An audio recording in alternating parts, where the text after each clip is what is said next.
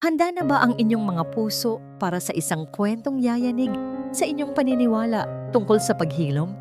May mga katahimikang mas maingay pa sa isang sigaw at may mga pighating tila walang katapusan. Ngunit paano kung ang lunas na matagal nang hinahanap ay hindi pala matatagpuan sa karangyaan o siyensya?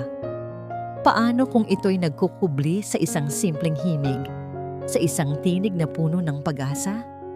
Samahan ninyo kaming buksan ang unang kabanata ng Hiraya ng Hacienda Payapa. Ang katahimikan ay isang karangyaan na hindi na kayang bilhin ni Castiel Valderrama.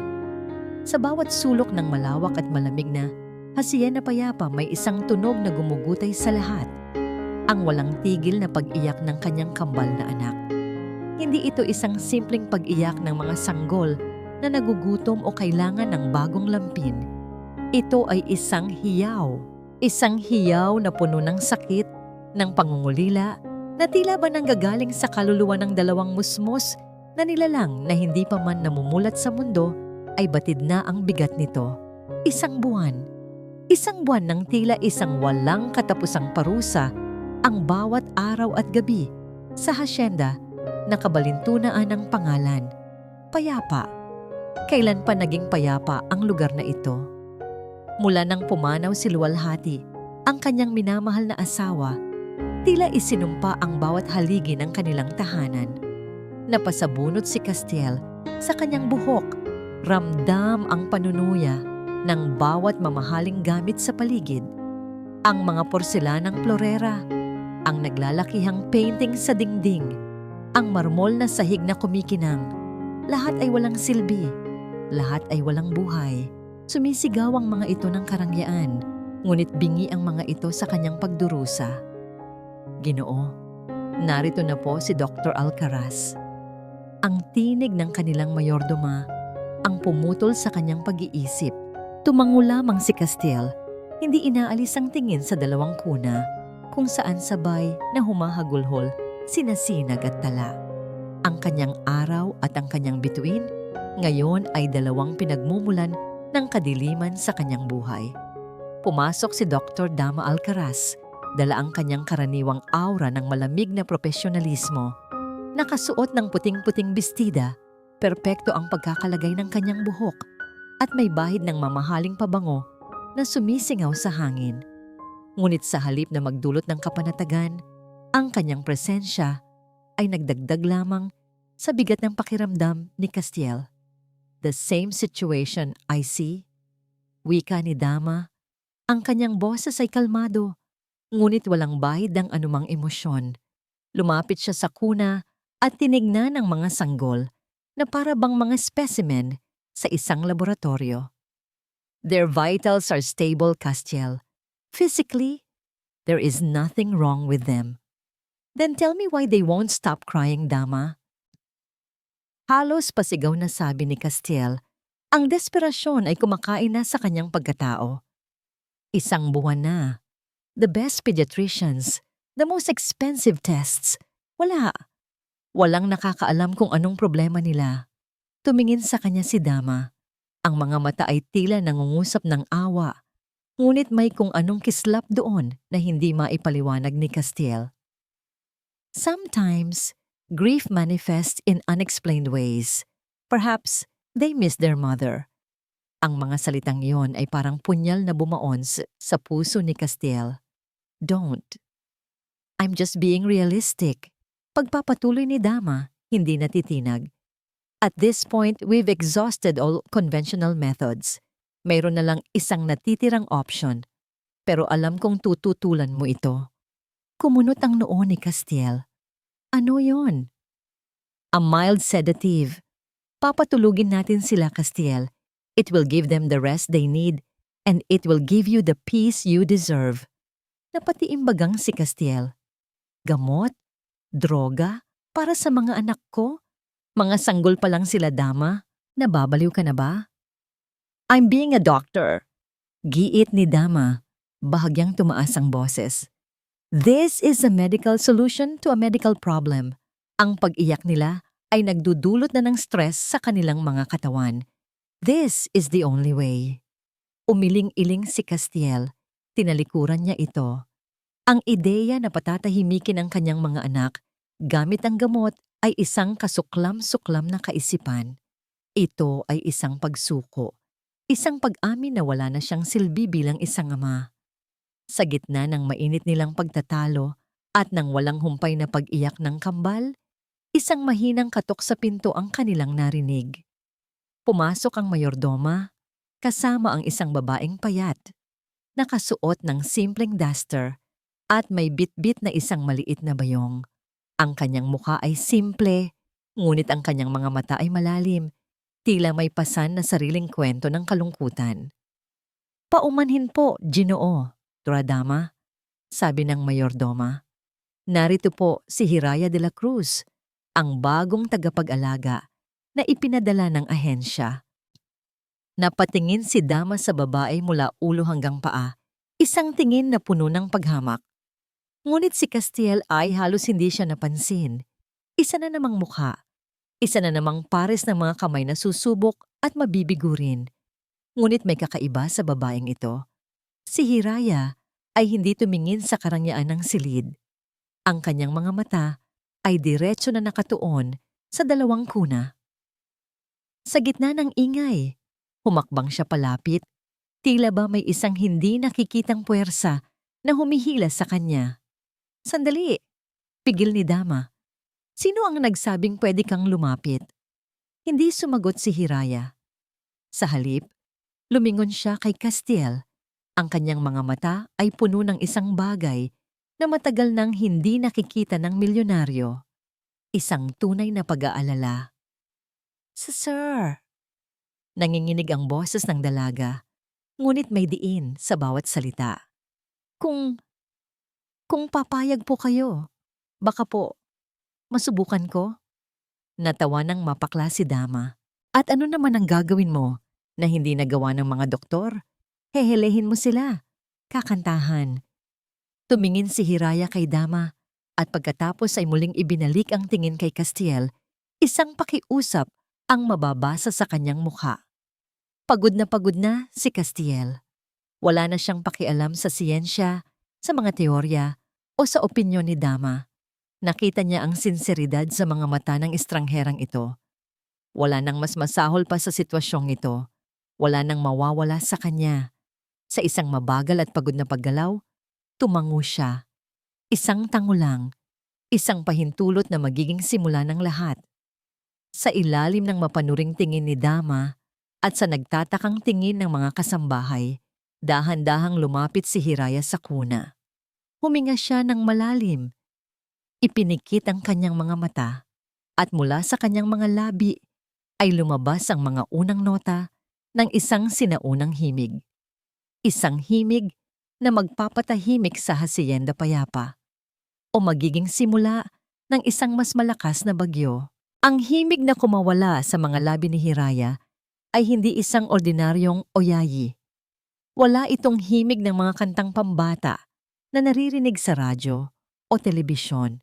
Ito ay tunog na tila hinugot mula sa kailaliman ng lupa, sa agos ng ilog, sa bawat pagaspas ng dahon sa gubat. Ang kanyang boses ay hindi perpektong tono tulad ng isang profesional na mga awit. Mayroon itong bahagyang gaspang, isang kaluluwang pagod, ngunit ito'y balot sa isang init na kayang yakapin ang pinakamalamig na damdamin. Sa una, walang nagbago. Patuloy pa rin sa pag-iyak ang kambal, tila ba'y walang naririnig. Tumingin si Dama kay Castiel na may kasamang pag-ismid, isang tinging nagsasabing, "Sinasabi ko na nga ba?" Ngunit hindi huminto si Hiraya. Ipinagpatuloy niya ang pagkanta, ang kanyang mga mata ay nakapikit, ang kanyang buong katawan ay tila dinadala ng sarili niyang awitin. At dahan-dahan, isang himala ang nagsimulang maganap. Ang matinis na pag-iyak ni Sinag ay naging isang hikbi. Ang malakas na hagulhol ni Tala ay unti-unting humina at naging ungol na lamang. Tila ba ang himig ni Hiraya ay isang alon na dahan-dahang nagpapakalma sa isang nagngangalit na dagat.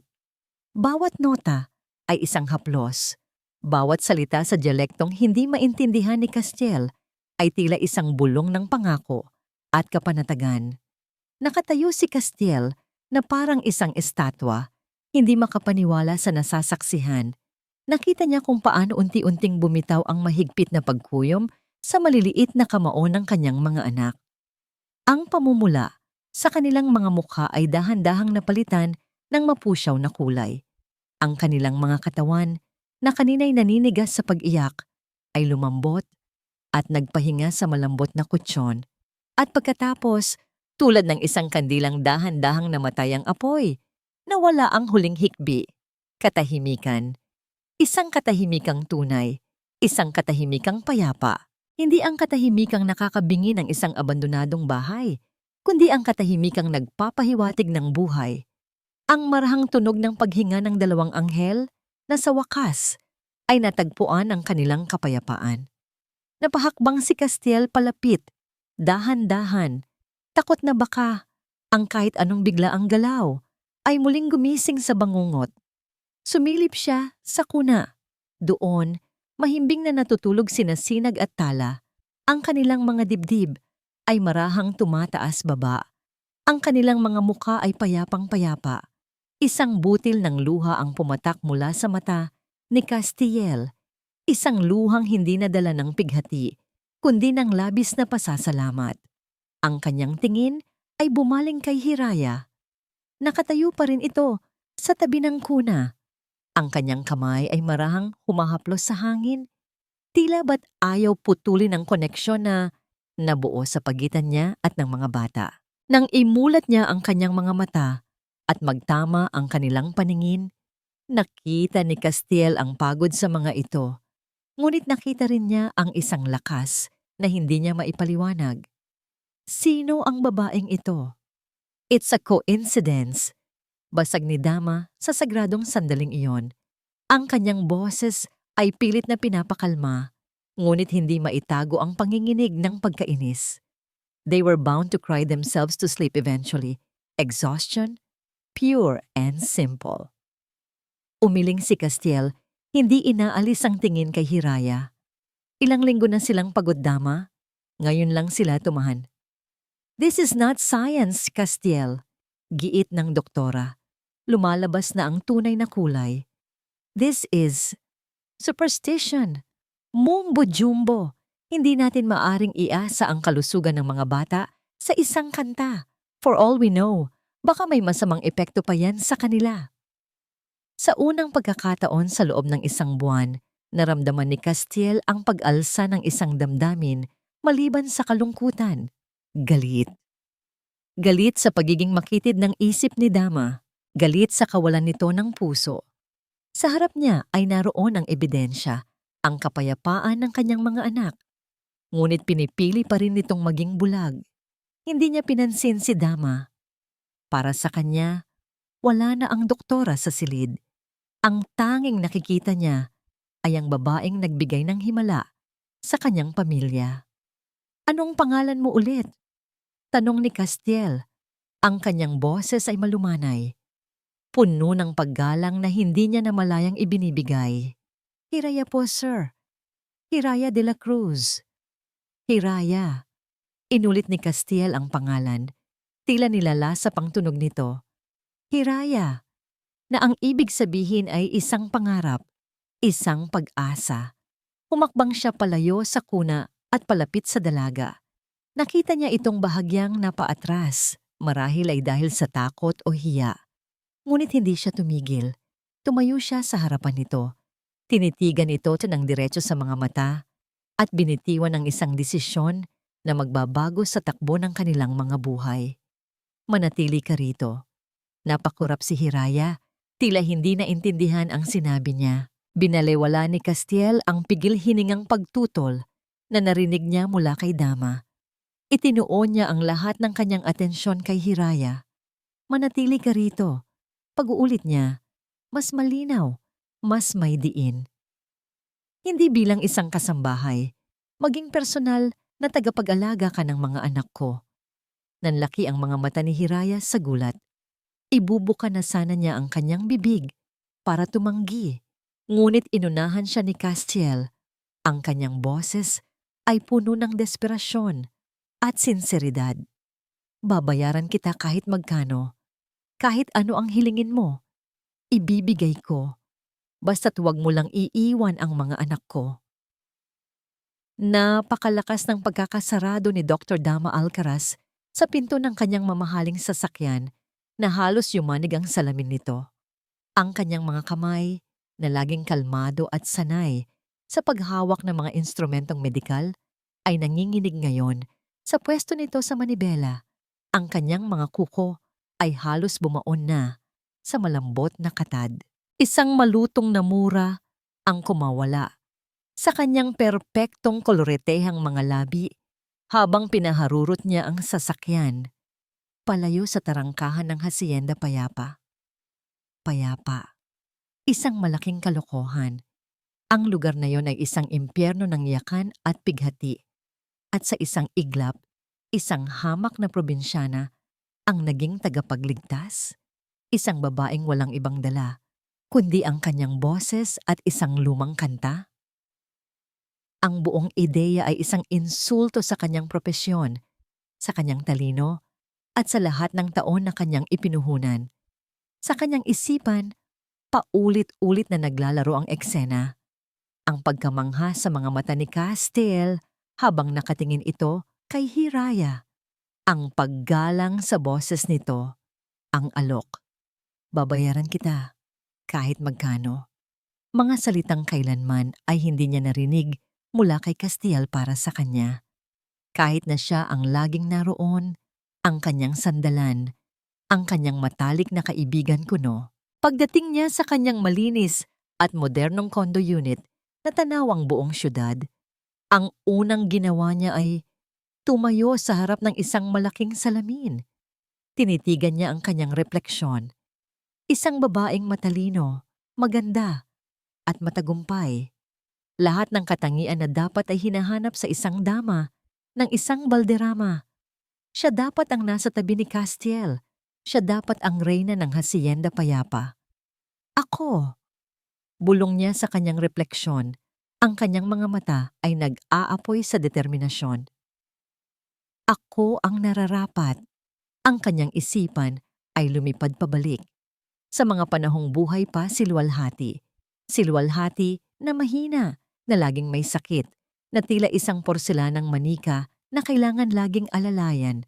Para kay Dama, si Luwalhati ay isang pagkakamali, isang balakid sa kanyang mga pangarap. At bilang isang doktor, natutunan niyang maging matiyaga sa pag-aalis ng mga balakid. Naalala niya ang isang hapon sa hardin ng hasyenda. Nakaupo si Luwalhati sa isang silyang yantok, balot sa isang mamahaling kumot kahit na mainit ang sikat ng araw. Namumutla ito at ang kanyang paghinga ay mababaw. Narito na ang paborito mong tsa. Malamig na wika ni Dama noon, iniaabot ang isang porselanang tasa na may lamang mainit na likido. Ang nangiti sa kanyang mga labi ay kasing tamis ng pulot, ngunit ang kanyang mga mata ay kasing lamig ng yelo. Salamat, Dama, sagot ni Luwalhati sa mahinang tinig. Hindi ko alam kung anong gagawin ko kung wala ka. Ano ka ba? Siyempre, aalagaan kita, sagot ni Dama habang pinapanood niya si Luwalhating inumin ang bawat patak ng tsaa. Isang espesyal na timpla, isang timpla ng mga piling halamang gamot na sa tamang dosis ay dahan-dahang nanakaw ng lakas, dahan-dahang nagpapahina sa puso at halos imposibleng matuklasan sa anumang medikal na pagsusuri. Ang bawat tasa ay isang hakbang palapit sa kanyang tagumpay at walang sino man ang nakahalata. Ngayon, isang bagong balakid ang lumitaw. Isang balakid na mas simple, ngunit sa kasamaang palad, mas epektibo. Hindi niya maaring gamitan si Hiraya ng parehong paraan. Masyadong halata. Kailangan niyang maging mas tuso. Kailangan niyang sirain ang tiwala na siyang pundasyon ng kapangyarihan nito. Isang ideya ang biglang pumasok sa kanyang isip.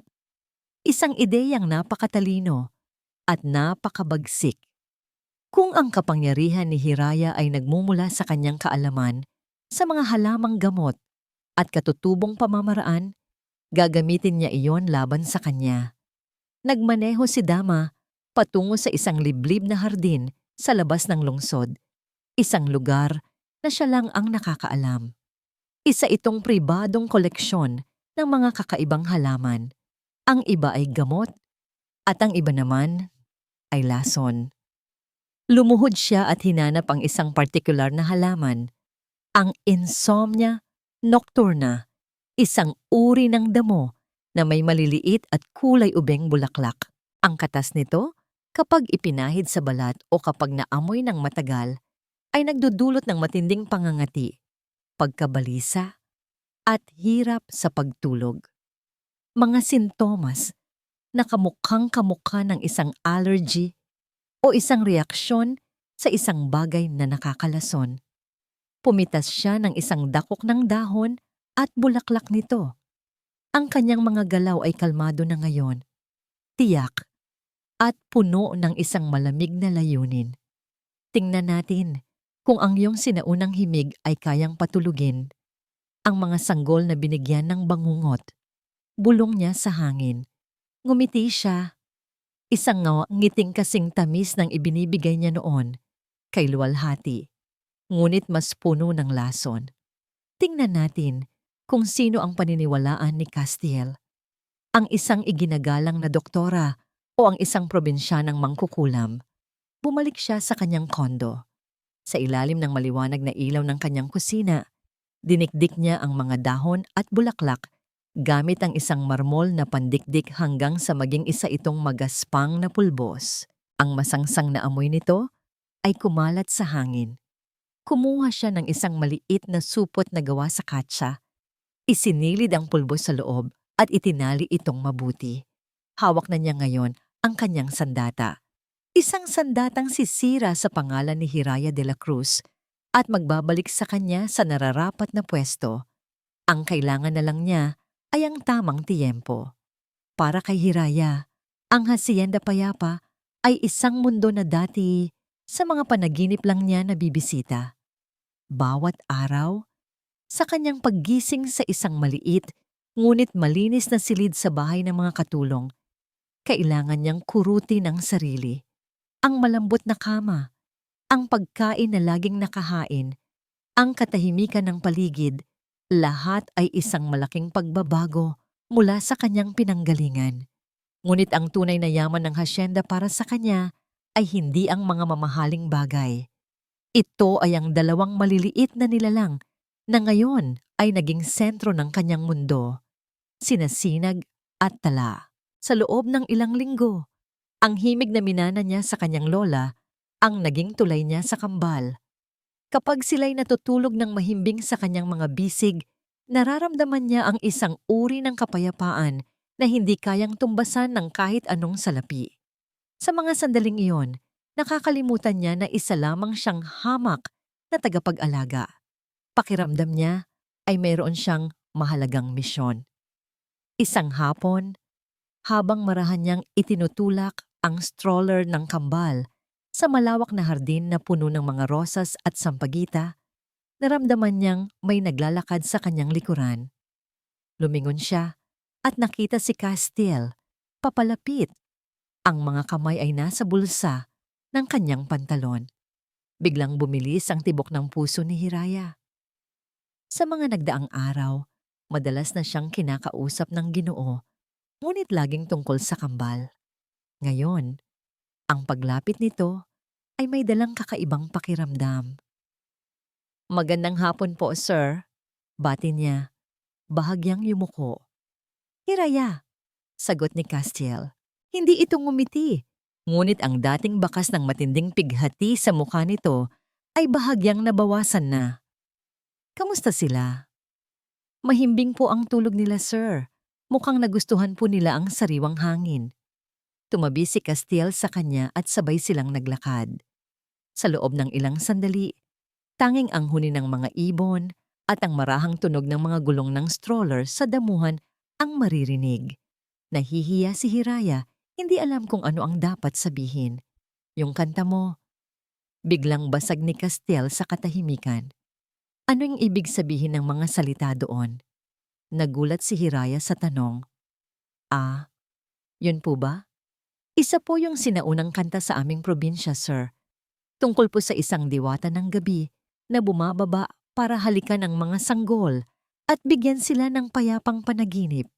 Tumingin si Castiel sa mga natutulog niyang anak at sa unang pagkakataon, isang tunay na ngiti ang sumilay sa kanyang mga labi.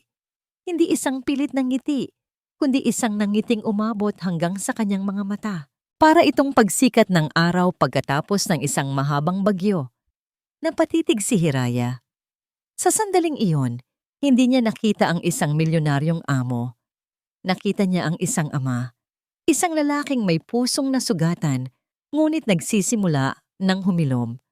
At sa hindi maipaliwanag na dahilan, isang kakaibang kilig ang gumapang sa kanyang dibdib. Mabilis siyang nag-iiwas ng tingin. Salamat, Hiraya. Bulong ni Castiel. Sapat lang para marinig niya. Salamat sa pagbabalik ng katahimikan sa bahay na to. Ang init na dala ng mga salitang iyon ay baon ni Hiraya hanggang sa kusina. Ngunit ang init na iyon ay biglang napalitan ng lamig nang salubungin siya ng isa sa mga matatandang kasambahay, si Manang Esther. Hiya, mag-ingat ka. Bulong nito habang nagpupunas ng mga plato, tinitiyak na walang ibang nakakarinig. Po? Bakit po, Manang? Nakikita ko kung paano ka tingnan ng Ginoo, sabi ng matanda.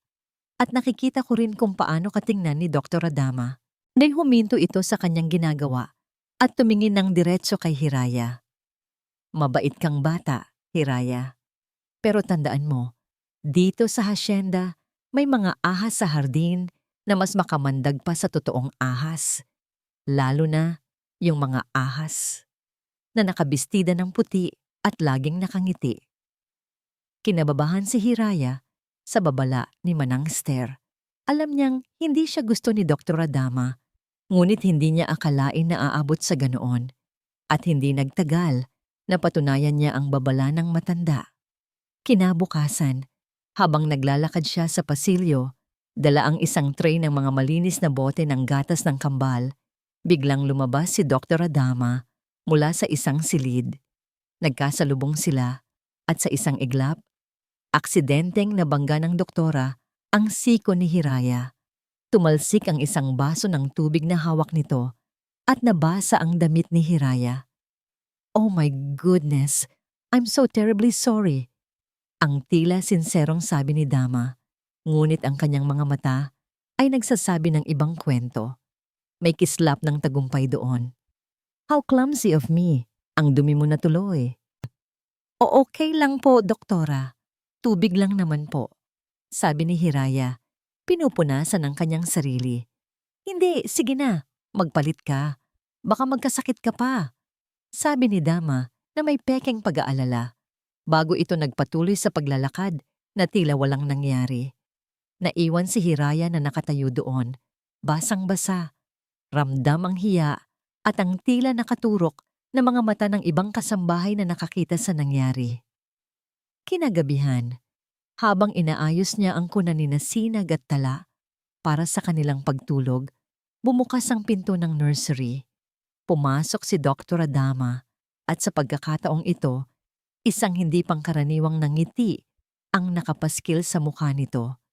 Isang yaman ng ngiting tila napakabait at napakapalakaibigan. Hiraya, malambing nitong sabi, mukha kang pagod. Nagtimpla ako ng tsa. Inabot nito sa kanya ang isang mainit na tasa. Nagulat si Hiraya sa biglaang pagbabago ng pakikitungo nito. Hala, salamat po, doktora. Nakakahiya naman po. Ano ka ba? Think of it as a peace offering for what happened earlier, nakangiting sabi ni Dama. Sige na, inumin mo na para makapagpahinga ka ng maayos. Nag-alinlangan si Hiraya. Tinitigan niya ang tsaa na kulay ginto at bahagyang umuusok pa. Naalala niya ang babala ni Manang, Esther. May mga ahas sa hardin, lalo na yung laging nakangiti.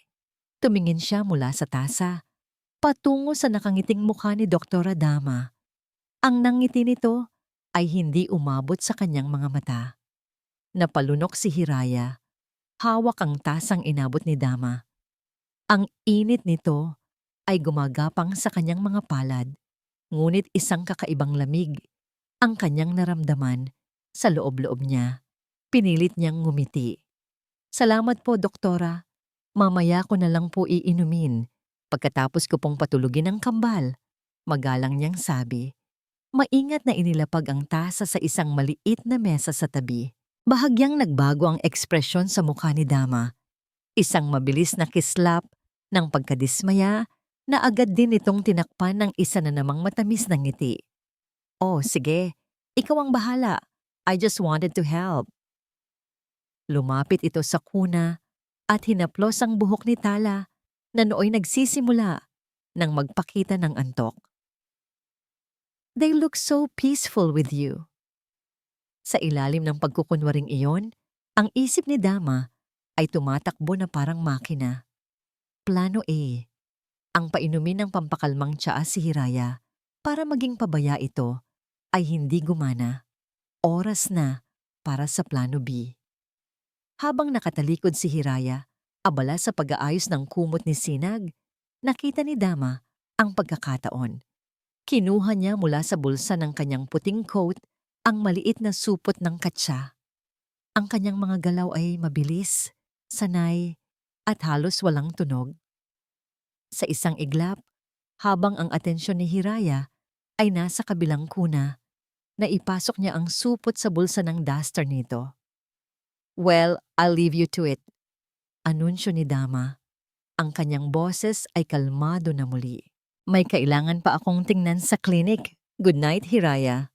At lumabas na ito ng silid, iniwan si Hiraya na walang kamalay-malay sa bombang kakatanim lang sa kanyang bulsa. Ilang oras ang lumipas. Ang hacienda payapa ay muling binalot ng pamilyar na katahimikan.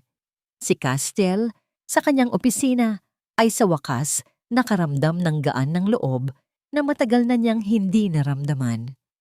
Nakatingin siya sa isang larawan ni Luwalhati sa kanyang lamesa. Natagpuan na nila ang kanilang anghel. Mahal ko. Bulong niya. Ngunit ang kapayapaan ay isang ilusyon, isang manipis na salamin na malapit nang mabasag. Sa nursery, biglang gumalaw ng malakas si Sinag. Isang munting ungol ang kumawala sa kanyang mga labi na sinundan ng isang hindi mapakaling paggalaw ng kanyang mga kamay at paa. Kasunod nito, si Tala naman ang nagsimulang magpakita ng pagkabalisa. Nagising ang ulirat ni Hiraya na nakatulog sa isang silyang tumba-tumba sa tabi ng kuna. Agad siyang lumapit. Ang amoy mula sa kanyang bulsa, isang masangsang at kakaibang amoy na kanina pa niya napapansin, ngunit ipinagsawalang bahala, ay tila mas tumindi pa ngayon. At pagkatapos, nagsimula ang hiyawan. Hindi ito ang karaniwang pag-iyak na kanyang nakasanayan. Ito ay isang iyak na puno ng sakit, ng iritasyon. Sinubukan niyang kargahin si Sinag, ngunit ito'y nagpupumiglas. Ang malambot nitong balat ay namumula. Ganoon din si Tatala. Paulit-ulit na kinakanta ni Hiraya ang kanyang oyayi. Ngunit sa pagkakataong ito, ang kanyang himig ay walang bisa. Tila ba ang hangin ay puno ng isang lason na hindi kayang tablan ng kanyang awit. Nataranta si Hiraya. Tulong! Sigaw niya. Ang kanyang boses ay nanginginig sa takot. Tulong! Ang sigaw niya ay umabot sa tenga ni Castiel. Kasabay ng pagyanig ng kanyang puso sa takot, mabilis siyang tumakbo papunta sa nursery. Ang mga kasambahay ay nagising din at nagmamadaling sumunod. Pagbukas ni Castiel ng pinto, isang eksena ng purong kaguluhan ang kanyang nakita. Si Hiraya, luhaan at balisa, ay pilit na pinapakalma ang dalawang sanggol na humahagulgol nang walang tigil. Anong nangyayari? Sigaw ni Castiel. Ay, hindi ko po alam, sir. Bigla na lang po silang nagkaganito. Sagot ni Hiraya, halos hindi na makahinga. Sakto namang pumasok si Dr. Dama. Tila ba'y nag-aabang lang sa labas. Ang kanyang mukha ay nagpapakita ng pag-aalala at pagkagulat. My God, what happened? Mabilis niyang sabi. Agad na lumapit sa kambal at sinimulang suriin ang mga ito. Look at their skin! Mga pantal! They're having a severe allergic reaction. Itinuro ni Dama ang mga pulang pantal na nagsisimula nang kumalat sa mga braso at binti ng kambal. Allergy? Saan? Tanong ni Castiel. Ang kanyang isip ay gulong-gulo. Ang mga mata ni Dama ay tila isang trained na aso na naghahanap ng ebidensya. Nagkunwari itong may inaamoy sa hangin. May kakaibang amoy. Parang halaman. Isang masangsang na halaman. Ang kanyang tingin ay dahan-dahang napunta kay Hiraya, na ngayon ay nanginginig na sa isang sulok, yakap ang sarili. Hiraya, seryosong tanong ni Dama. Ang kanyang boses ay parang isang taga-usig. May dala ka bang kung ano mula sa probinsya ninyo? Isang bagay na hindi mo sinasabi sa amin. Isang gamot o isang halaman? Wala po. Wala po akong ibang dala, kundi ang mga damit ko. Humihikbing sagot ni Hiraya. Hindi binitawan ni Dama ang kanyang tingin. Nilapitan niya si Hiraya. Si Castiel ay nakatingin lang. Ang kanyang puso ay nagsisimula ng punuin ng pagdududa. Ang kanyang takot para sa mga anak ay unti-unting nagiging galit. Kung walang-wala, sabi ni Dama, ang kanyang boses ay malamig at mapanuri. Ano itong nasa bulsa mo? Bago pa man makasagot si Hiraya, mabilis na ipinasok ni Dama ang kanyang kamay sa bulsa ng duster nito at inilabas ang maliit na supot ng katsa. Ibinuhos niya ang laman nito sa kanyang palad. Isang tumpok ng tuyo at dinurog na dahon at bulaklak. Ang masangsang na amoy ay lalong kumalat sa buong silid. Nakakasulasok. Ano ito, Hiraya? Sigaw ni Dama. Itinaas ang kanyang kamay para makita ng lahat. Sasabihin mo bang hindi sa'yo to? Anong balak mong gawin sa mga anak ni Castiel? Lahat ng mga mata ay napunta kay Hiraya. Ang kanyang pagtanggi ay nalunod sa pag-iyak ng kambal. Ang kanyang kawalan ng kasalanan ay natabunan ng matibay na ebidensya. Sa mga mata ni Castiel, ang babaeng itinuring niyang isang anghel ay biglang naging isang mangkukulam. Ang kanyang pag-asa ay naging isang bangungot. Ang supot ng dinurog na halaman sa palad ni Dama ay parang isang hatol ng kamatayan para kay Hiraya. Ang lahat ng ingay sa silid, ang pag-iyak ng kambal, ang bulungan ng mga kasambahay ay tila nawala. Ang tanging naririnig ni Castiel ay ang malakas na pagkabog ng kanyang puso, isang ritmong puno ng takot at pagtataksil. Tumingin siya kay Hiraya. Ang mukha nito ay basang-basa sa luha. Ang mga mata ay nanlalaki sa pagkagulat at kawalan ng pag-asa. Ang babaeng nagdala ng himala sa kanyang tahanan ay siya rin palang may dala ng lason. Ang fatal flaw ni Castiel, ang kanyang likas na kawalan ng tiwala sa mga taong hindi niya kauri, na pansamantala niyang ibinaon di beon dahil sa desperasyon, ay muling lumitaw, mas malakas at mas mapanira. Hindi po sa akin yan. Hindi ko po alam kung paano yan napunta dyan. Paulit-ulit na sabi ni Hiraya. Ang kanyang boses ay nanginginig at halos basag na. Ngunit ang kanyang mga salita ay parang hangin lamang. Sino ang paniniwalaan niya? Ang isang estrangherang galing sa probinsya na may kaalaman sa mga kakaibang halaman at awitin? O ang isang respetadong doktora, isang kaibigan ng pamilya na matagal na niyang kilala? Si Dama, na isang dalubhasa sa pagmamanipula, ay nakita ang pag-aalinlangan sa mga mata ni Castiel at ginamit ito. Lumapit siya kay Castiel, ang kanyang mukha ay puno ng pekeng awa para sa kaibigan at matuwid na galit para kay Hiraya. Castiel, tingnan mo ang mga anak mo.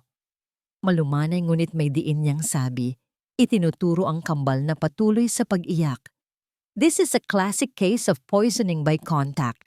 Ang halamang ito, base sa amoy at itsura. Kilala ko ito.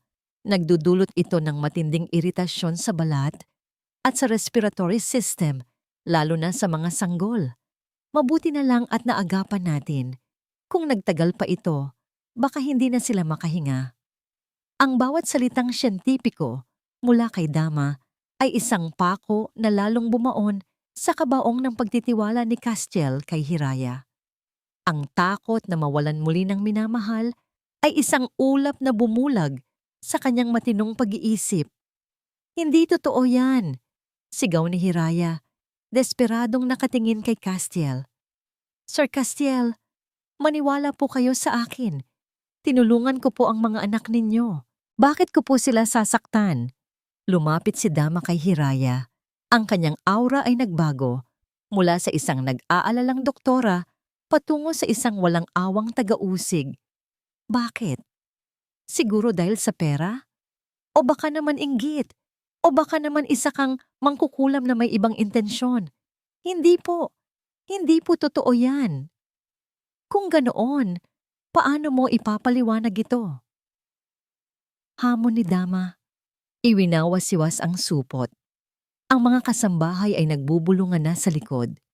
Ang mga salitang kulam, inggit, pobre ay marahang umabot sa pandinig ni Castiel, lalong nagpapatibay sa senaryong nilikha ni Dama sa kanyang isipan. Si Hiraya ay napaluhod na lamang sa sahig. Ang kanyang mga balikat ay nanginginig sa pag-iyak. Ang lahat ng lakas ay tila nawala sa kanya. Wala siyang kalaban-laban. Paano niya ipagtatanggol ang sarili laban sa isang kasinungalingang perpektong binuo? Ang kanyang huling pag-asa ay si Castiel. Tumingala siya. Ang kanyang mga mata ay nagmamakaawa. Sir Castiel, nakikiusap po ako. Maniwala po kayo sa akin. Ang pakiusap na yon ay umabot sa puso ni Castiel. Sa isang saglit, nag-alinlangan siya.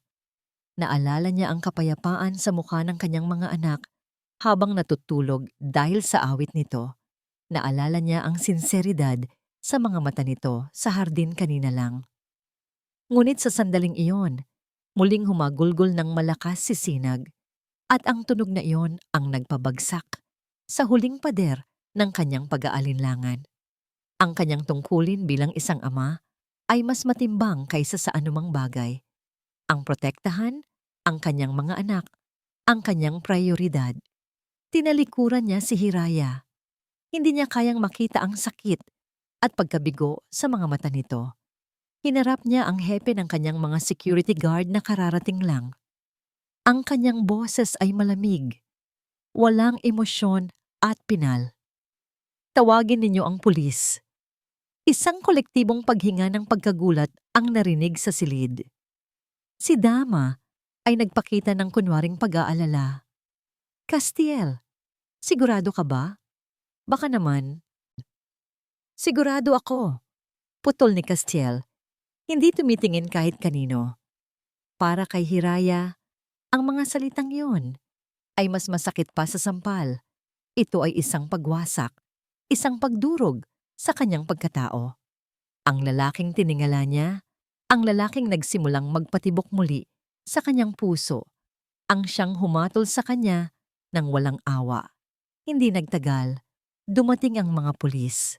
Ang kanilang presensya ay nagbigay ng isang opisyal at nakakatakot na katotohanan sa buong pangyayari. Habang ipinapaliwanag ni Dama sa mga pulis ang krimen na naganap, si Hiraya ay nanatiling nakaluhod, tulala. Ang mga luha ay tuyo na sa kanyang mga pisngi. Nang lapitan siya ng isang pulis para pusasan, hindi siya pumalag. Para siyang isang manika na walang buhay. Habang isinusaut sa kanya ang malamig na bakal, ang kanyang mga mata ay muling hinanap si Castiel. Nakatayo ito sa tabi ng bintana, nakatalikod, nakatingin sa kadiliman sa labas. Hindi niya kayang harapin ang resulta ng kanyang desisyon. Habang inilalabas si Hiraya ng silid, dumaan sila sa harap ni Castiel. Hindi niya napigilan ang sarili. Lumingon siya. Sa huling pagkakataon, Nagtama ang kanilang mga mata. Wala nang pakiusap sa mga mata ni Hiraya. Wala nang luha. Ang naroon na lamang ay isang malalim, tahimik, at nakakawasak na sakit. Isang tingin ng isang taong buong pusong nagtiwala, ngunit sinuklian ng matinding pagtataksil. Isang tingin na habambuhay na susunok sa konsensya ni Castiel. Pagkatapos ay isinara ang pinto. Naiwan sa loob si Castiel, si Dama, ang mga kasambahay, at ang kambal na. Sa wakas, ay nagsisimula ng huminahon matapos linisin ni Dama ang kanilang mga balat. Ang Hacienda Payapa ay muling natahimik. Ngunit sa pagkakataong ito, ang katahimikan ay hindi nagdala ng kapayapaan. Ito ay ang katahimikan ng isang puntod. Isang katahimikang mas maingay, mas masakit, at mas puno ng pagsisisi kaysa sa pinakamalakas na hiyaw. Ang paghuhukom ay tapos na, ngunit ang parusa para kay Castiel ay magsisimula pa lamang. Wala na si Hiraya, ngunit ang pag-alis niya ay hindi nagbalik ng kapayapaan na inaasahan ni Castiel. Bagkus, isang mas malalim na kabagabagan ang pumalit. Ang katahimikan na ipinagdasal niya ay dumating, ngunit ito'y may kasamang lason ng pagsisisi. Ang pag-iyak ng kambal ay huminanga sa tulong ng mga gamot na ibinigay ni Dama, ngunit napalitan ito ng isang malungkot na pagkairitable. Tila ba may hinahanap-hanap sila, isang himig, isang presensya. Lumipas ang mga araw na parang mga multo sa Hacienda Payapa. Si Castiel ay naglalakad sa mga pasilyo nito na parang isang estranghero. Ang bawat sulok ay nagpapaalala sa kanya ng tingin ni Hiraya. Ang huling tingin na iyon, puno ng sakit at pagkabigo.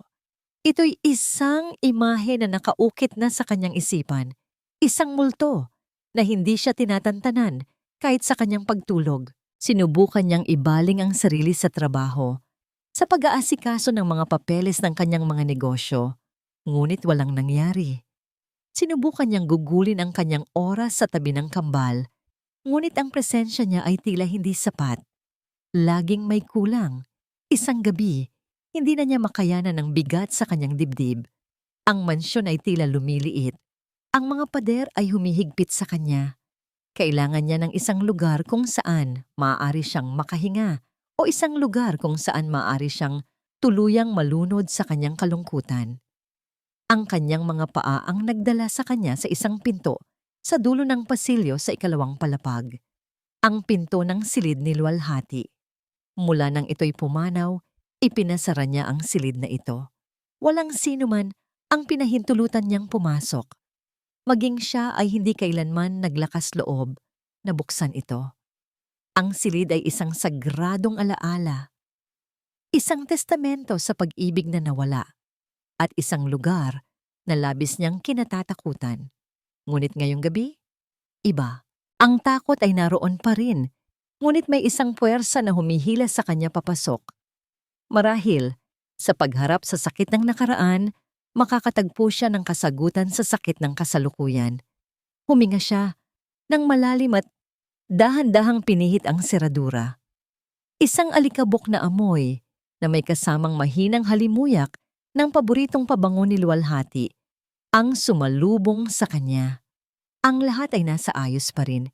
Tila ba'y natutulog lang ang kanyang asawa at babalik anumang oras.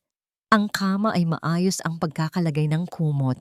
Ang kanyang mga libro ay nakasalansan sa mesa. Ang isang damit pantulog na seda ay nakasabit sa likod ng pinto. Dahan-dahan siyang naglakad papasok. Ang bawat hakbang ay mabigat. Hinaplos niya ang malambot na tela ng damit pantulog. Inamoy niya ang unan sa kama. Ang lahat ay nagpapaalala sa kanya nito. At ang sakit ay sariwa na parang kahapon lang nangyari. Naupo siya sa gilid ng kama, ang lugar kung saan dati siyang umuupo tuwing gabi para basahan ito ng mga tula. Sa paghahanap ng kahit anong makakapitan, sinimulan niyang buksan ang mga drawer ng tokador nito, mga alahas, mga lumang sulat, mga litrato nila noong sila'y masaya pa.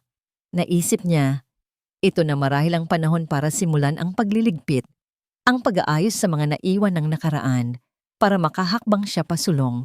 Sinimulan niyang ayusin ang mga damit sa aparador. Habang inaalis niya ang mga nakasabit na bestida, isang bagay ang nahagip ng kanyang mata sa ilalim ng aparador. Isang maliit na espasyo na tila isang taguan. Dahil sa kuryosidad, lumuhod siya at kinapa ang sahig. Naramdaman niya ang isang maliit na uka. Ginamit niya ang kanyang mga daliri para hilahin ito at isang maliit na nakatagong drawer ang bumukas. Sa loob nito, may isang bagay lamang. Isang kwadernong balot sa mamahaling katad. Kinuha niya ito. Ang kanyang mga kamay ay bahagyang nanginginig. Ito ang personal na talaarawan ni Luwalhati. Alam niyang mayroon itong ganito, ngunit hindi niya kailanman sinubukang basahin. Para sa kanya, ito ang pinakapribadong bahagi ng pagkatao ng kanyang asawa. Ngunit ngayon, ang paghahanap niya ng kasagutan ay mas malakas kaysa sa kanyang pag-aalinlangan. Binuklat niya ang talaarawan, hinahanap ang mga huling pahina, ang mga araw, bago ito tuluyang mamaalam. Ang sulat kamay ni Luwalhati ay maganda, ngunit bahagyang nanginginig na sa mga huling entry.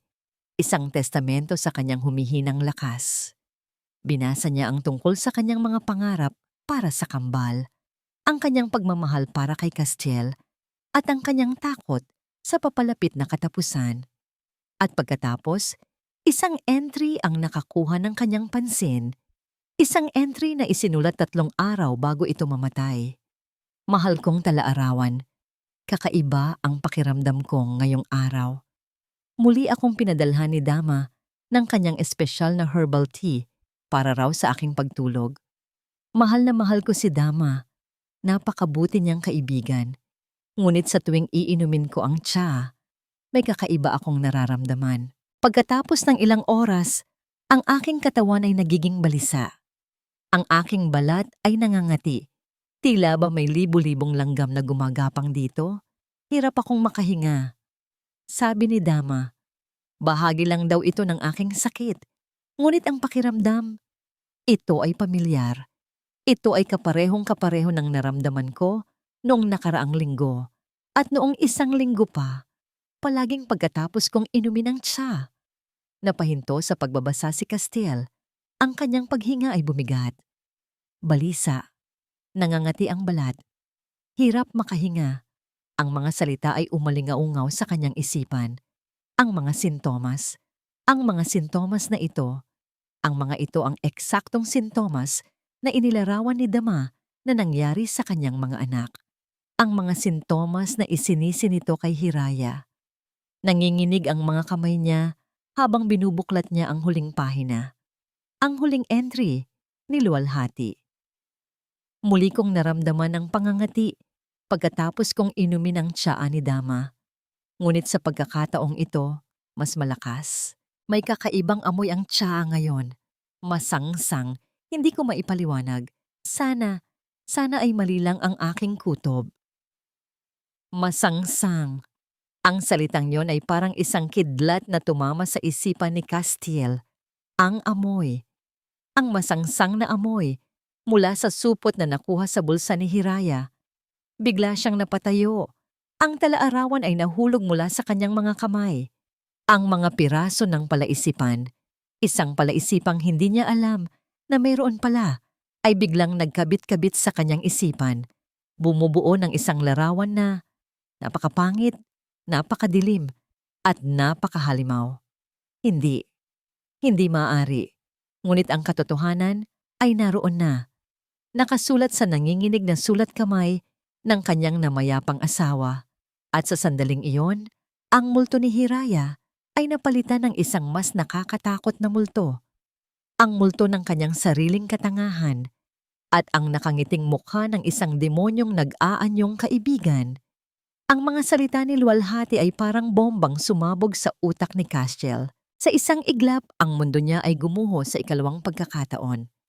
Ang pagkamatay ng kanyang asawa na inakala niyang dahil sa isang malubhang sakit ay biglang nagkaroon ng ibang kulay. Isang kulay ng pagtataksil at kasinungalingan. Masangsang. Ang salitang yon ay hindi siya tinitigilan. Bigla niyang naalala ang eksena sa nursery. Ang amoy na kumalat sa silid nang ibuhos ni Dama ang laman ng supot. Ito ay isang kakaibang amoy na hindi niya malilimutan. At ang amoy na yon ay pamilyar. May biglang pumasok sa kanyang isipan, isang alaala na halos nakalimutan na niya.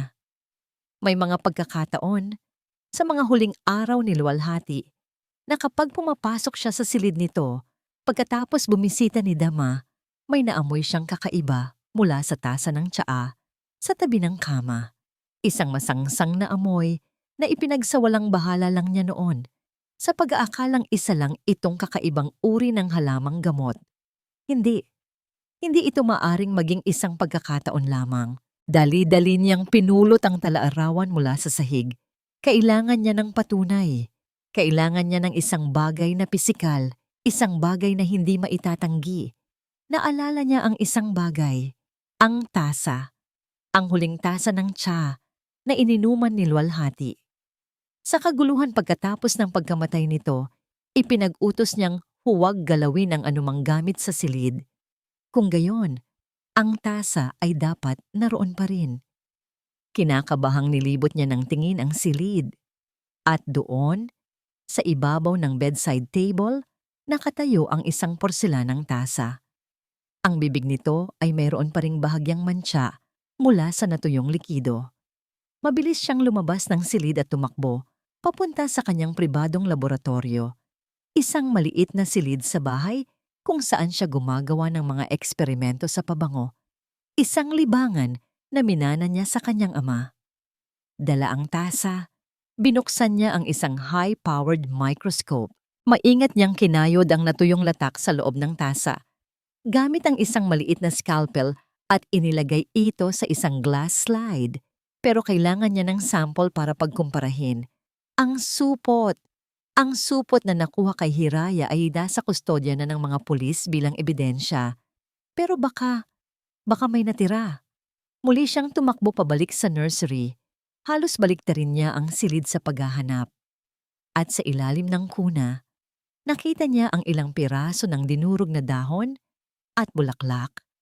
Mga pirasong nalaglag ng ibuhos ni Dama ang laman ng supot. Maingat niya itong dinampot gamit ang isang tiyani at inilagay sa isa pang glass slide. Ang kanyang mga kamay ay nanginginig habang inaayos niya ang lente ng mikroskopyo. Inuna niyang tingnan ang sample mula sa tasa ni Luwalhati. Nakita niya ang mga kakaibang cell structure ng halaman. Pagkatapos, ipinalit niya ang slide na may sample mula sa sahig ng nursery. Tumugma. Perpektong tumugma. Ang hugis, ang pormasyon ng mga hibla. Ang maliliit na kristal na nakakabit dito. Iisa lang ang halaman na pinanggalingan ng mga ito. Isang nakakabinging katahimikan ang bumalot sa isipan ni Castiel. Ang katotohanan ay hindi na isang hinala. Ito ay isang katotohanang siyentipiko. Isang katotohanang hindi maitatanggi. Si Dama, ang kaibigan din kanya. Ang doktor na pinagkatiwalaan niya. Ang babaeng yumakap sa kanya sa libing ni Luwalhati. Si Dama ang pumatay sa kanyang asawa. At hindi lang iyon.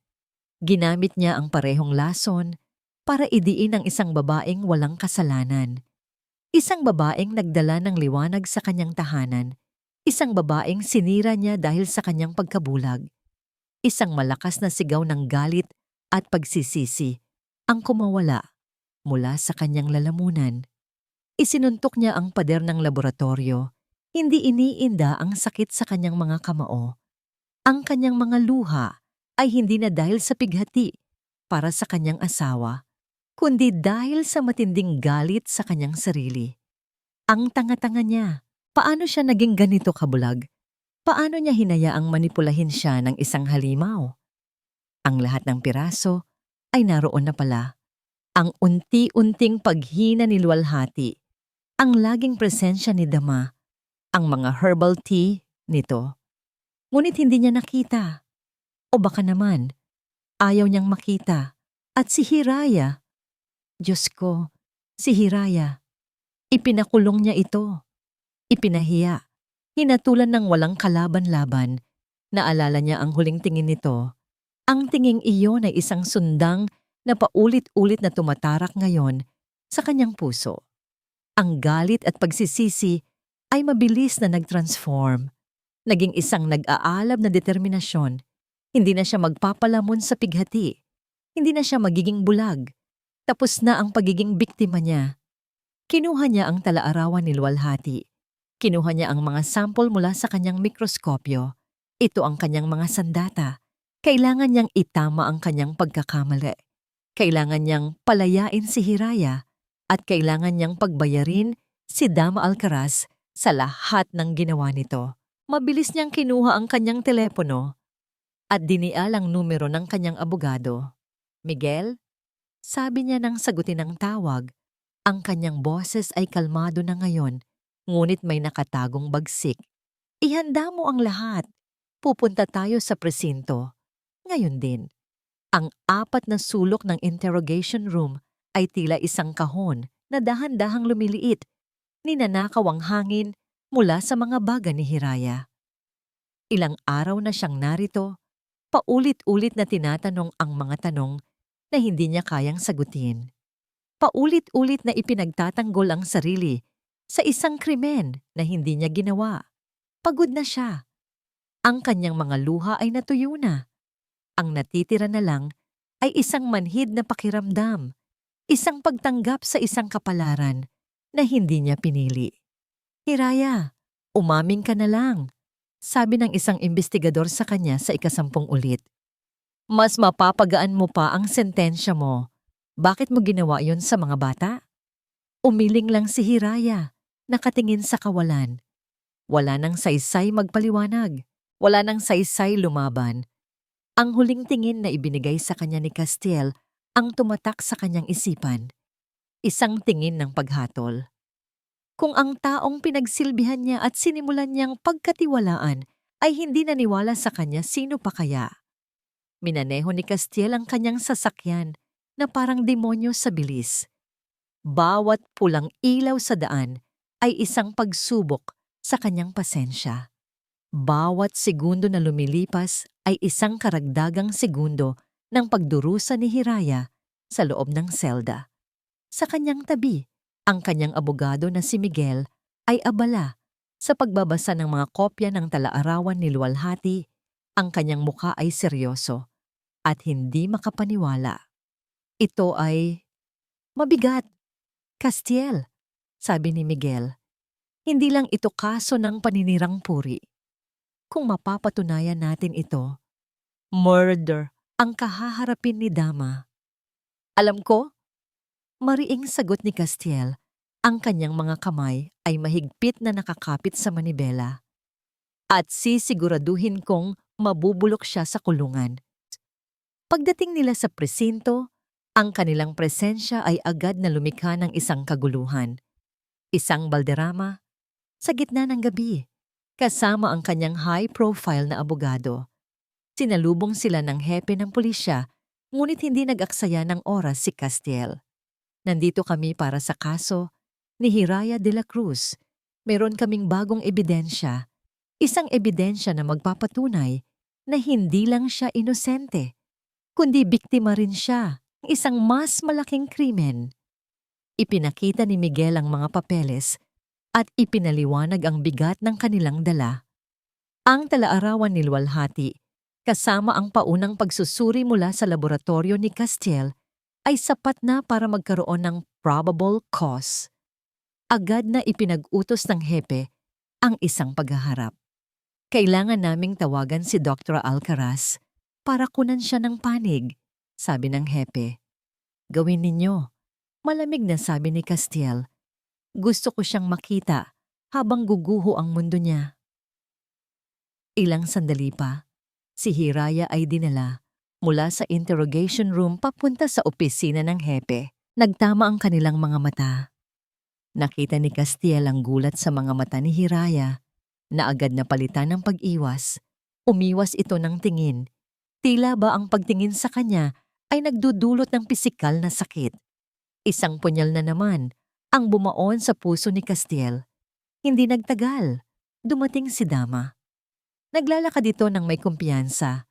Ang kanyang muka ay nagpapakita ng isang perpektong maskara ng pag-aalala.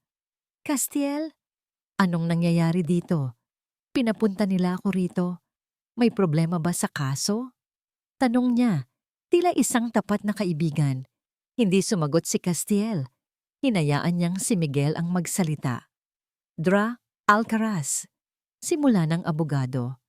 Nandito kami para linawin ang ilang bagay tungkol sa pagkamatay ni Gingomo Lualhati Valderrama.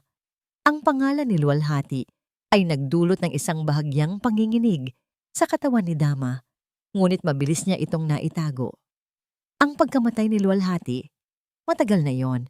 Ano yung kinalaman yon dito? Meron kaming bagong ebidensya, sabi ni Castiel, hindi na napigilan ang sarili. Inilapag niya sa mesa ang tala-arawan ni Lualhati. O dapat kong sabihin, isang lumang ebidensya na ngayon lang nabigyan ng liwanag. Nanlaki ang mga mata ni Dama nang makita ang pamilyar na kwaderno. Ang kanyang kumpiyansa ay nagsimulang magpakita ng lamat. Ano yan? Ang tala-arawan ni Lu, paano mo yan nakuha? Hindi mahalaga kung paano ko ito nakuha. Sabi ni Castiel, ang kanyang boses ay mababa at puno ng panganib. Ang mahalaga ay ang nakasulat dito. Binuklat niya ang tala-arawan sa mga humuling pahina. Sa harap ng hepe, ng mga investigador, ni Hiraya at ni Dama, binasa niya ng malakas ang mga huling salita ni Lualhati. Bawat salita tungkol sa tiya, sa pangangati ng balat, sa pagkabalisa at sa masangsang na amoy ay parang isang martilyong pumupukpok sa maskara ni Dama. Masangsang. Pag-uulit ni Castiel, dahan-dahang itinaas ang kanyang tingin mula sa tala-arawan patungo kay Dama. Pamilyar ba sa'yo ang salitang yan, Dama? Ito ang eksaktong amoy ng halamang aksidenteng natagpuan mo sa bulsa ni Hiraya. Ang kulay sa mukha ni Dama ay biglang nawala. Para siyang isang multo. Ay, hindi totoo yan. Gawa-gawa niyo lang yan. Pinoprotektahan mo ang babaeng yan. Pinoprotektahan ko ang alaala ng aking asawa. Sigaw ni Castiel, ang kanyang galit ay sumabog na. Ang asawa kong pinatay mo. Dahan-dahan mo siyang nilason, Dama, habang ako, na isang tanga, ay nagtitiwala sa'yo. Walang katotohanan yan. Wala kayong pruweba. Sa puntong yon, ipinakita ni Miguel ang resulta ng comparative analysis ng sample mula sa tasa ni Lualhati at sa sample na nakuha mula sa nursery. Sa wakas, gumuho ang lahat. Ang maskara ni Dama ay nabasag. Ang kanyang mga mata ay nag-aapoy na ngayon sa galit at kabaliwan. Wala nang pagkukunwari. Dahil sa'yo to. Sigaw niya Ria, itinuturo si Hiraya. Kung hindi ka dumating, ang lahat ay perpekto na sana. Ako dapat ang nasa tabi ni Castiel, hindi si Lualhati na mahina. At lalong-lalo na, hindi isang hamak na probinsyana na tulad mo. Ang kanyang pag-amin, na dala ng matinding galit, ay isang musika sa tenga ng mga pulis. Ito na ang huling pako sa kanyang kabaong. Dra Alcaraz, isinasama ka namin para sa karagdagang investigasyon, sabi ng hepe. Habang pinupusasan ng mga pulis ang isang nagsisisigaw at nagpupumiglas na si Dama, si Hiraya ay nakatayo lang, hindi makapaniwala sa lahat ng kanyang narinig. Ang sakit na naramdaman niya ay napalitan ng awa para sa isang babaeng nilamon ng sarili nitong lason. Pinalabas na si Hiraya sa labas ng opisina, sa ilalim ng malamlam na ilaw ng pasilyo ng presinto. Nagkaharap silang muli ni Castiel. Ang mundo sa paligid nila ay tila nawala. Hiraya. Simula ni Castiel, ang kanyang boses ay puno ng pagsisisi. Patawarin mo ako. Umiling si Hiraya. Hindi dahil sa ayaw niya itong patawarin, kundi dahil sa sobrang sakit, walang salitang kayang lumabas mula sa kanyang bibig. Tinalikuran niya si Castiel at nagsimulang maglakad palayo sa lalaking nagligtas sa kanya, ngunit siya ring unang dumurog sa kanya. Malaya na siya. Iyon ang sabi ng mga pulis. Malaya na siya dahil napatunayang inosente siya, dahil nahuli na ang totoong may sala. Ngunit habang naglalakad si Hiraya, palabas ng malaking tarangkahan, ng Hacienda Payapa, sa huling pagkakataon, hindi gaanong magaan ang kanyang pakiramdam. May bigat sa kanyang dibdib na hindi kayang tanggalin ng simpleng salitang malaya. Ito ang bigat ng isang pusong nabasag. Bumalik siya sa hasyenda hindi para manatili, kundi para magpaalam, para kunin ang kanyang kakaunting gamit at para isara ang isang kabanata ng kanyang buhay na puno ng panandaliang liwanag at matinding kadiliman. Naghihintay si Castiel sa may pintuan ng mansyon. Ang hitsura nito ay malayo sa makisig at dominanteng Ginoo na unang nakilala niya. Mukha itong pagod, humpak ang mga pisngi at ang mga mata ay puno ng isang uri ng kalungkutan na higit pa sa pagluluksa. Hiraya, bati nito. Ang boses ay halos pabulong. Salamat at bumalik ka. Pinahanda ko na ang kwarto mo. Pwede kang manatili hanggat gusto mo. Dodoblehin ko ang sweldo mo. Kahit triplehin pa. Umiling si Hiraya. Mahigpit ang hawak sa tali ng kanyang lumang bayong. Hindi na po kailangan, Sir Castiel. Aalis na rin po ako ngayong gabi. Aalis? Pero bakit? Napatunayan na nating wala kang kasalanan. Ligtas ka na dito. Wala na si Dama. Lumapit si Castiel, akmang hahawakan ang kanyang braso, ngunit mabilis na umiwas si Hiraya.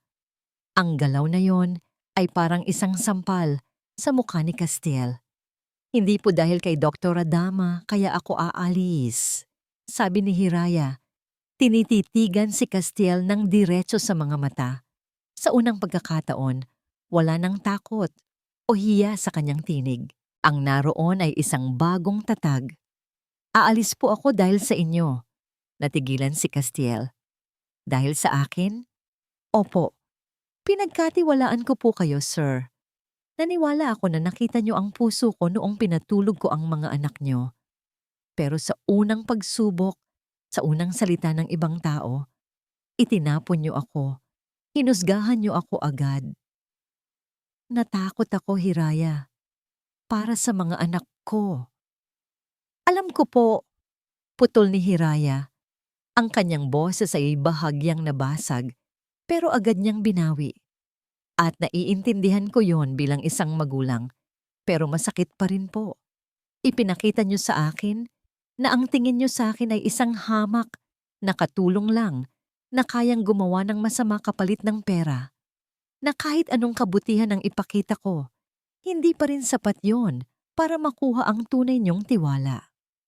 Yumuko si Castiel hindi makasagot. Alam niyang tama ang bawat salita ni Hiraya. Bago po ako umalis, pwede ko po bang makita ang kambal sa huling pagkakataon? Tumango si Castiel, hindi makatingin sa kanya. Pumasok si Hiraya sa nursery. Ang amoy ng pulbos at gatas ay agad na yumakap sa kanya. Mahimbing na natutulog sina Sinag at Tala. Lumapit siya at marahang hinaplos ang kanilang maliliit na pisngi. Isang luha ang pumatak mula sa kanyang mata at dumapo sa noo ni Sinag. Paalam mga munting anghel, bulong niya. Sana lumaki kayong malusog at masaya. Huwag kayong mag-alala, babantayan kayo ng inyong ina mula sa langit. Sa huling pagkakataon, kinanta niya ang kanyang oyayi. Mahina lang, sapat lang para marinig ng kambal sa kanilang mga panaginip. Ito ang kanyang regalo sa kanila. Isang huling himig ng pagmamahal bago siya lumisan. Paglabas niya ng nursery, inabot niya kay Castiel ang isang sobre. Ano to? Tanong ni Castiel. Ang lahat ng ibinayad niyo sa akin, kasama na ang advance. Sagot ni Hiraya. Hiraya, hindi ko matatanggap to. Pinaghirapan mo to. Ito ay maliit na bagay kumpara sa nagawa ko sa'yo. Hindi ko po kailangan ang pera niyo, sir. Ang kailangan ko po ay ang respeto sa sarili ko. At hindi ko yon makukuha kung mananatili ako dito. Napilitan si Castiel na tanggapin ang sobre. Naramdaman niya ang bigat nito. Mas mabigat pa sa kahit anong halaga ng salapi. Ito ay ang bigat ng dignidad ng isang babaeng kanyang sinaktan. Saan ka pupunta? Tanong niya habang naglalakad si Hiraya patungo sa gate. Huminto si Hiraya at lumingon. May bahagyang nangiti sa kanyang mga labi. Isang ngiti ng pamamaalam. Hindi ko pa po alam, sir, pero hahanapin ko po ang sarili ko. Hahanapin ko po ang lugar kung saan ako paniniwalaan, hindi dahil sa kung ano ang meron ako, kundi dahil sa kung sino ako. Naglakad siya palabas ng Hacienda Payapa. Ang kanyang anino ay humahaba sa ilalim ng papalubog na araw. Sumakay siya sa isang pampasaherong bus na papunta sa bayan. Habang umaandar ang bus, hindi siya lumingon pabalik. Nakatingin siya sa harap, sa daan, na walang kasiguraduhan, ngunit puno ng isang bagong uri ng pag-asa, ang pag-asa ng pagiging malaya. Naiwan si Castiel na nakatayo sa gitna ng malawak at tahimik niyang lupain. Hawak niya ang sobre sa isang kamay at ang bigat ng kanyang panghihinayang sa kabila. Ang Hacienda Payapa ay muling natahimik, ngunit ito ay isang kakaibang uri ng katahimikan. Hindi na ito ang katahimikan ng kawalan ng pag-asa, kundi ang katahimikan ng isang naghihintay. Hihintayin kita, Hiraya. Bulong niya sa hangin, isang pangako sa kanyang sarili at sa babaeng nagturo sa kanya kung paano muling mabuhay. Maghihintay ako hanggang sa ako naman ang maging karapat-dapat sa tiwala mo. Lumipas ang 1 taon. Ang panahon ay may sariling himig ng paghilom.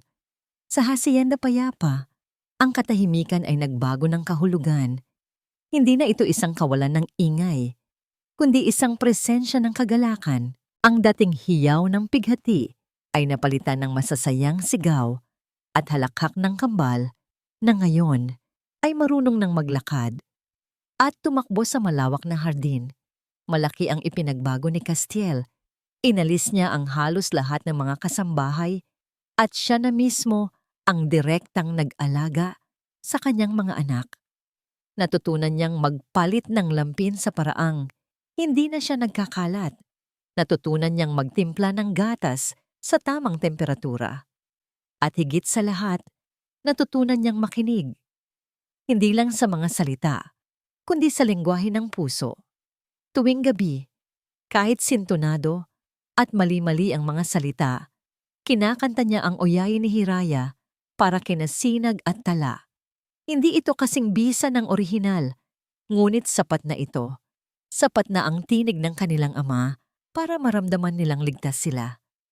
Ito ang kanyang parusa at penitensya, ang kantahin ng awit ng babaeng kanyang sinaktan, araw-araw, gabi-gabi, hanggang sa ito'y maging isang panalangin ng pag-asa. Ang kanyang dating pagiging arogante ay napalitan ng isang malalim na pagpapakumbaba. Hindi na siya ang milyonaryong amo, kundi si Papa, isang lalaking ang pinakamalaking yaman ay ang pagngiti ng kanyang mga anak. Ang Hacienda Payapa ay naging isang tunay na tahanan. Ngunit sa gitna ng lahat ng ito, sa bawat gabi pagkatapos niyang patulugin ng kambal, tumatayo siya sa balkonahe, nakatingin sa malayo, at isang pangalan lang ang kanyang binubulong, Hiraya. Ang pangako niya na maghihintay ay hindi kailanman nagbago. Malayo sa karangyaan ng Hacienda Payapa, sa isang maliit at tahimik na bayan, sa paanan ng isang bundok, isang bagong Hiraya ang nabuo. Hindi siya naghahanap ng bagong amo. Sa halip, ginamit niya ang perang natira sa kanya at ang kaalaman na minana niya sa kanyang lola para magtayo ng isang maliit na negosyo. Isang maliit na tindahan na tinawag niyang halamanan ng Hiraya. Nagbebenta siya ng mga halamang gamot, mga organikong gulay, at mga espesyal na tsa na siya mismo ang nagtitimpla. Sa simula, kakaunti ang kanyang customer. Ngunit dahil sa kanyang sinseridad At sa tunay na bisa ng kanyang mga produkto, unti-unting nakilala ang kanyang pangalan. Ang mga taong may simpleng karamdaman, ubo, lagnat, pananakit ng katawan, ay lumalapit sa kanya. Hindi siya nagpanggap na isang doktor, ngunit ibinabahagi niya ang kaalaman ng kanyang mga ninuno. Natagpuan niya ang kanyang halaga, hindi bilang isang tagapag-alaga, hindi bilang isang katulong, kundi bilang isang manggagamot ng komunidad. Ang kanyang mga kamay, na dati nagbati nag-aalaga lang sa 2 bata, ay ngayon nagbibigay ginhawa sa marami. Ang kanyang mamangiti, na dating laging may bahid ng hiya, ay ngayon puno na ng kumpiyansa. Siya si Hiraya de la Cruz, isang babaeng may sariling pangalan, sariling negosyo, at sariling dangal. Hindi niya itinanggi sa sarili na may mga gabing naaalala niya ang kambal, ang kanilang maliliit na mukha, ang kanilang amoy. At oo, naaalala niya si Castiel. Ang sakit ay naroon pa rin, ngunit hindi na ito isang sariwang sugat. Ito ay isa ng peklat, isang paalala ng isang aral na kanyang natutunan sa masakit na paraan. Ang aral na bago niya mahalin ang iba, kailangan niya munang matutunang mahalin at pahalagahan ang kanyang sarili. Isang araw, isang kaibigan ni Castiel mula sa Maynila ang bumisita sa kanya sa hasyenda. Habang nagkakape, naikwento nito ang tungkol sa isang biyahe sa probinsya. Alam mo, Castiel, may isang lugar doon na talagang kamangha-mangha. Isang maliit na bayan kung saan may isang babae na napakagaling sa herbal medicine. Ang tawag nila sa kanya ay Hiraya. Nakatulong siya sa lagnat ng anak ko nang mas mabilis pa sa kahit anong gamot. Sa pagkarinig ng pangalang iyon, halos mabitawan ni Castiel ang kanyang tasa. Ang tibok ng kanyang puso ay biglang bumilis. Pagkatapos ng 1 taon ng paghihintay, isang sinag ng pag-asa ang biglang sumikat. Hindi siya nag-aksaya ng panahon. Ipinagbilin niya ang kambal sa pinagkakatiwalaan niyang si Manang Esther at nagmaneho siya ng maraming oras, sinusundan ang direksyon na ibinigay ng kanyang kaibigan. Narating niya ang isang simpleng bayan. Nagtanong-tanong siya hanggang sa may magturo sa kanya sa isang maliit na tindahan na may karatulang kahoy, halamanan ng Hiraya. Huminto siya sa tapat ng tindahan, sa loob, sa likod ng isang mesang puno ng mga sariwang halaman. Nakita niya ito, si Hiraya. Ang buhok nito ay nakapusod ng simple, nakasuot ito ng isang simpleng bestida, ngunit ang kanyang tindig ay iba na. Mayroon itong kumpiyansa, mayroon itong kapayapaan. Kausap nito ang isang matandang babae, isang ngiti ang nakapaskil sa kanyang mga labi habang ipinapaliwanag niya ang gamit ng isang dahon. Napako si Castiel sa kanyang kinatatayuan. Ito ang bagong Hiraya, hindi ang mahiyain at takot na babaeng umalis sa kanyang hasyenda, kundi isang babaeng buo, isang babaeng natagpuan ang kanyang sariling liwanag. Tumayo siya roon ng matagal. Sa kabilang kalsada, pinapanood lang ito mula sa malayo. Ang dating Castiel ay marahil susugod na lang papasok at hihilingin itong bumalik. Ngunit ang bagong Castiel ay natutong maghintay, natutong rumespeto. Hinintay niya itong matapos sa kanyang mga customer. Hinintay niya hanggang sa mag-isa na lang ito sa loob. Habang nag-aayos ng kanyang mga paninda, biglang nag-angat ng tingin si Hiraya. Tila ba may naramdamang mga matang nakatitig sa kanya. Ang kanyang paningin ay dumiretso sa kabilang kalsada. At doon, sa ilalim ng papalubog na araw, nagtama ang kanilang mga mata. 1 taon ng distansya, 1 taon ng pagbabago, 1 taon ng paghihintay. Lahat ng yon ay naglaho sa isang saglit na pagtitiginan. Ang oras ay tila huminto. At ang tanging naroon ay 2 kaluluwang muling nagtagpo. Hindi bilang amo at katulong, hindi bilang nagkasala at biktima, kundi bilang 2 taong binago ng panahon, dala ang mga peklat ng nakaraan at ang tahimik na tanong ng hinaharap. Walang nagsalita sa loob ng ilang sandali. Tanging ang marahang hihipid ng hangin at ang malayong tunog ng mga tricycle ang pumupuno sa pagitan nila. Si Castiel, sa wakas, ang unang gumalaw. Dahan-dahan siyang tumawid sa kalsada, ang bawat hakbang ay maingat. Tila ba natatakot na baka sa isang maling galaw ay maglaho si Hiraya na parang isang panaginip. Huminto siya sa tapat ng maliit na tindahan, ilang talampakan lang ang layo mula kay Hiraya. "Hiraya," sabi niya, ang kanyang boses ay malinis, walang bahid ng pag-uutos o pagmamakaawa. Isang simpleng pagbigkas lang ng kanyang pangalan, puno ng isang taon na pangungulila. Hindi umiwas ng tingin si Hiraya. Tinitigan niya ang lalaking nasa harapan niya. Nakita niya ang malaking pagbabago. Ang dating bigat sa mga balikat nito ay napalitan ng isang kapayapaan. Ang dating pagkaarogante sa mga mata nito ay napalitan ng isang malalim na pagpapakumbaba. "Ginoong Castiel," sagot niya. Ang kanyang boses ay kalmado at matatag. "Castiel na lang," pakiusap nito. "Matagal na akong hindi Ginoo." Tumango si Hiraya. "Ano po ang ginagawa ninyo rito?"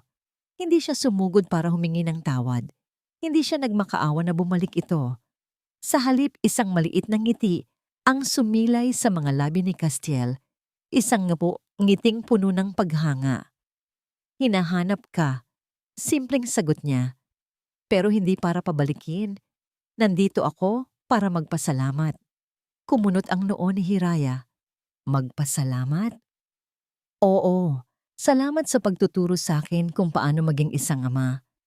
Salamat sa pagpapakita sa akin na ang tunay na lunas ay wala sa pera o kapangyarihan. At salamat sa pag-alis mo." Ang huling mga salita ay nagulat kay Hiraya.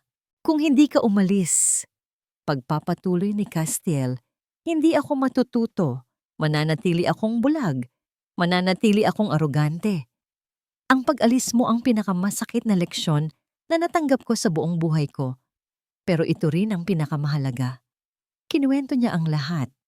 Ang pag-aalaga niya sa kambal. Ang pag-awit niya ng uyayi gabi-gabi.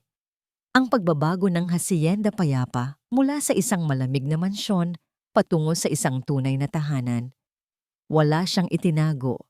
Ipinakita niya ang kanyang mga peklat, ang kanyang mga pagkakamali, ang kanyang pagbabago. Habang nagsasalita si Castiel, dahan-dahang lumambot ang puso ni Hiraya. Ang natitirang sakit ay napalitan ng pag-unawa. Ang lalaking nasa harap niya ay hindi na ang lalaking dumurog sa kanya. Ito ay isang bagong tao, isang taong pinanday ng pagsisisi at pagmamahal. "Kamusta na po sila?" tanong ni Hiraya. Hindi na napigilan ang sarili. Sinasinag at tala. Sa pagbanggit ng mga pangalan, lumiwanag ang mukha ni Castiel. Malaki na sila, makukulit, at palagi kanilang hinahanap sa mga panaginip nila.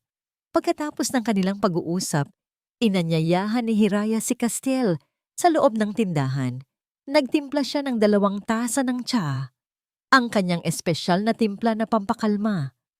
Naupo sila sa 2 maliit na silyang yantok, sa gitna ng mga halamang nagbigay sa kanya ng bagong buhay. Nag-usap sila hindi bilang amo at katulong, kundi bilang 2 taong may malalim na koneksyon. Nagtawanan sila, nagbahagi ng mga kwento.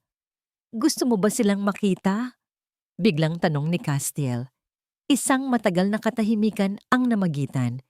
Ito na ang tanong na magpapasya sa lahat. Tumango si Hiraya. Kinabukasan, isinara ni Hiraya ang kanyang tindahan at sumama kay Castiel, pabalik sa bayan ng Sinagtala. Habang papalapit sila sa Hacienda Payapa, isang pamilyar na kaba ang kanyang naramdaman. Ngunit hindi na ito kaba ng takot. Ito ay kaba ng isang pag-uwi. Pagbaba nila ng sasakyan, 2 maliliit na bata ang tumatakbo papalabas ng mansyon. "Papa! Papa!" sigaw ng mga ito. Nang makita nila si Hiraya, bigla silang huminto.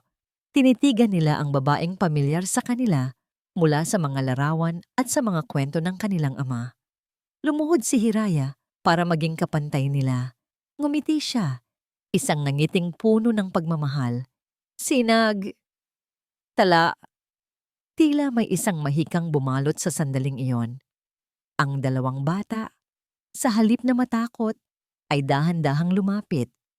At pagkatapos, sa isang iglap, sabay silang tumakbo at yumakap ng mahigpit kay Hiraya.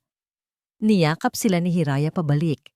Ang kanyang mga luha ay malayang dumadaloy. Ito na iyon. Ito ang pirasong nawawala sa kanyang puso. Makalipas ang ilang buwan mo, sa hardin ng Hacienda Payapa, isang simple at pribadong kasal ang naganap. Si Hiraya sa isang simpleng puting bestida at si Castiel sa isang puting barong ay nangako sa isa't isa sa harap ng kanilang mga anak at ilang malalapit na kaibigan. Ang Hacienda Payapa ay sa wakas naging tunay na payapa. Kinagabihan, habang natutulog na ang kambal, nakatayo sina Castiel at Hiraya sa balkonahe, magkayakap, nakatingin sa mga bituin. Sabi nila, ang Hiraya daw ay isang pangarap na mahirap abutin. Bulong ni Castiel. Pero minsan, sagot ni Hiraya, isinandal ang kanyang ulo sa dibdib ni Castiel. Ang mga pangarap, kahit gaano katagal, ay natutupad din. Kailangan lang ng tamang panahon at ng pusong natutong magtiwala muli. Sa ilalim ng tahimik na langit, ang himig ng pag-ibig, pagpapatawad, at pangalawang pagkakataon ay muling umalingaw-ngaw sa Hacienda Payapa. Isang pangako ng isang bagong simula, isang bagong binmin. At dito po nagtatapos ang kwento ni Castiel at Hiraya. Isang kwento na nagpapatunay na ang mga sugat, gaano man kalalim, ay kayang hilumin ng panahon, pagpapatawad, at ng isang pag-ibig na natutong maghintay. Ipinakita sa atin na ang tunay na kapayapaan ay hindi matatagpuan sa katahimikan ng isang lugar, kundi sa kapanatagan ng isang pusong buo at nagmamahal. Maraming salamat po sa inyong walang sawang pagsubaybay sa aming kwento. Sana po ay napulutan ninyo ng aral at inspirasyon ang paglalakbay ni Hiraya at Castiel. Ano pong masasabi ninyo sa kanilang kwento? At anong uri naman ng kwento ang gusto ninyong marinig sa susunod? I-comment lamang po sa ibaba. Hindi dito nagtatapos ang ating paglalakbay. Marami pa pong kwentong kasing ganda at mas puno ng aral dito sa aming channel. Kung nagustuhan nyo ang kwentong ito, i-like, i-share sa pamilya at mga kaibigan, at mag-subscribe na rin para lagi kayong updated sa mga susunod pa naming kwento. I-click nyo ang notification bell para kayo ang unang makarinig kapag may bago kaming upload. Pagpalain po kayo ng Panginoon, kayo at ang inyong buong pamilya. Hanggang sa muli, pusong muling umiibig.